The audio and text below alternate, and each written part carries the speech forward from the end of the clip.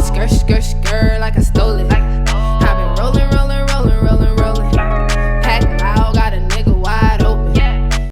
Hey guys, it's Janai. Today I have this lace part synthetic wig that I accidentally tore some holes in. As you can see, I tore 3 holes in the middle of the lace by plucking it too rough, so I'm going to be showing you a quick and easy fix for damaged lace. I'm going to be using this Swiss lace net, which is a 15 by 15 inch piece of lace that you can use to make wigs, closures, frontals, or do repairs like I'm about to show you. You can get it for like $3 at your local beauty supply store, and you'll also need some needle and thread.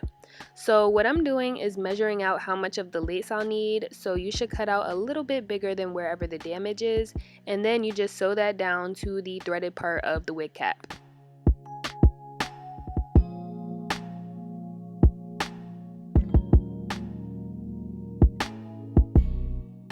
Make sure you don't sew too deep through the wig so that it doesn't affect how the hair looks underneath, and also make sure you don't sew too tightly. 1, because you'll easily tear the lace, and 2, you want it to be as flat as possible with no wrinkles. This is stretchable lace, so when you're sewing it down, you want to squeeze the part and sew it close together so that it'll actually make the hole appear closed rather than look like you just put another layer of lace underneath the hole. You should use pins to hold it where you'll be sewing it just to make it easier, but I didn't have any.